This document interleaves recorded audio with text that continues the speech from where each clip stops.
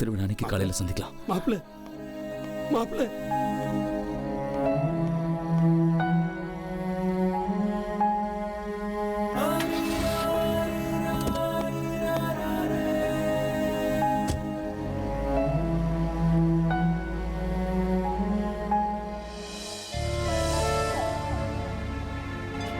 ஆத்தா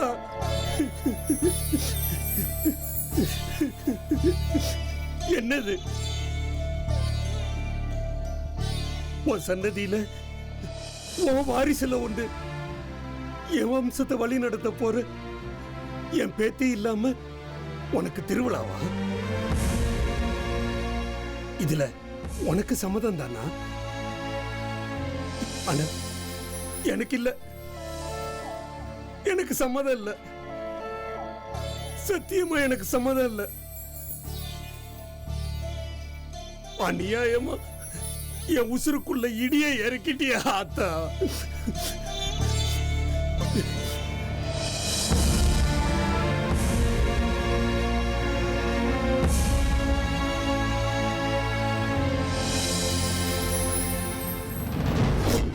ஏன் நல்லா தெரியுமா கார் இந்த பக்கம் தான் வருதா? ஆமாண்டா, இங்கிட்டு தான் வருது. ஊர் முச்சந்தி பிள்ளையாருக்கு தேங்காய் உடைச்சிட்டு ஓட பக்கமா வளைஞ்சாங்க. அப்ப இந்த பக்கம் தான் வரணும். என்னானாலும் சரி, இன்னைக்கு அபிய ஊருக்கு கூட்டிட்டு போக விடக்கூடாது. ரெண்டு பேரும் போயிட்டு அபிய கூட்டிட்டு சுடுகாடு பக்கமா ஓடிடுவோம்.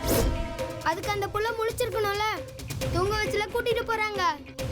ஏய், ரோட்ல ஆணி வச்சிருக்கோண்டா, அபி கார் தப்பிக்காது.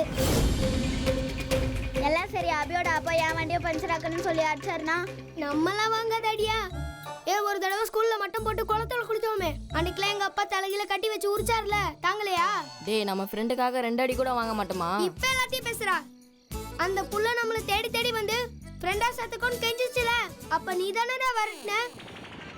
பாவம், அம்மா இல்லாத புள்ள வேற பொம்மையை கையில வச்சு அம்மா அம்மான்னு கொஞ்சிட்டு இருக்கு. ஏய், நம்மளும் இந்த ஊர்ல தானடா பிறந்து வளர்ந்தோம். ஆனா நமக்கு தோணுச்சா கபடி நடத்தணும்னு? பக்கத்து ஊருக்காரங்க நம்மள கிண்டல் பண்ணப்ப எத்தனை நாள் தலை குனிஞ்சு நடந்தோம். அப்படிதானே நம்ம கண்ணு திறந்துச்சு.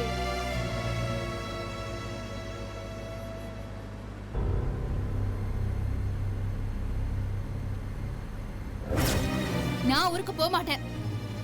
என்ன தப்பு பண்ணோம்? நாங்க பொம்பளைங்கன்றதுனால தானே நீங்க எல்லாரும் சேர்ந்து எங்களை கட்டுப்பாட்டுக்குள்ள கொண்டு வர முயற்சி பண்றீங்க. நான் போக மாட்டேன்ப்பா. யாருக்கும் பயந்துட்டே இங்கிருந்து போக மாட்டேன். திவ்யா, அடுத்து ஒரு வார்த்தை பேசுன நான் மனுஷனா இருக்க மாட்டேன். அப்பா, நீங்க என் அப்பாவா இருந்து யோசிச்சு பாருங்கப்பா. கபடி மேட்ச் என்னோட கனவுப்பா. திவ்யா ப்ளீஸ், மாமா ஒரு விஷயம் வேணாம்னு சொன்னார்னா கண்டிப்பா அதுக்கு பின்னாடி ஏதாவது ஒரு காரணம் இருக்கும். வா திவ்யா, சென்னை போலாம். முடியாது. எனக்கு கோயில் திருவிழால கபடி மேட்ச் நடக்கணும். கபடி மேட்ச் நடந்தா திருவிழாவே நடக்காது. ஏன் ஏன் உங்க எல்லாருக்கும் பொம்பளைங்க கிரவுண்ட்ல இறங்கி விளையாடுறது கௌரவ பிரச்சனை இல்ல. ஏற்கனவே ஒரு தடவை பிரச்சனையானது மறுபடியும் ஆகக்கூடாதுன்ற எச்சரிக்கை உணர்வு. என்னோட உணர்வுகளை புரிஞ்சுக்க ஏப்பா முயற்சி பண்ண மாட்டேங்கிறீங்க? திவ்யா, வீணா நீ ஆர்கியூ பண்ணாத. லாஸ்ட் டைம் நம்ம ஊர் டீம் தோத்ததுனால எவ்வளவு பிரச்சனை வந்தது, எவ்வளவு சண்டை. மறுபடியும் அது நடக்க கூடாதுன்னு பெரியவங்க நினைக்கிறாங்க. எந்த பிரச்சனையும் வராது, என்ன நம்புங்க. இத்தனை வருஷம் கஷ்டப்பட்டு இந்த டீமை உருவாக்குனதே பழைய சண்டையை தீர்க்கதான். எங்களுக்கு ஏற்பட்ட தப்பான பேரை துடைக்கதான். அதெல்லாம் அவசியம் இல்லாத வேலை. உனக்கு கல்யாணம் ஆயிடுச்சு, நீ லைஃப்ல செட்டில் ஆயிட்ட. இப்ப கபடி மேட்ச் எல்லாம் முடிஞ்சு போச்சு. இப்ப அவசியம் இல்லாது. ஒரு பொண்ணுக்கு கல்யாணம் முடிஞ்சா எல்லாமே முடிஞ்சு போச்சாப்பா? அவ ஆசை விருப்பம் எதுக்குமே மரியாதை இல்லையா? இதோ சூர்யா சின்ன வயசுல இருந்து பிசினஸ் பண்ணணும்னு ஆசைப்பட்டாரு.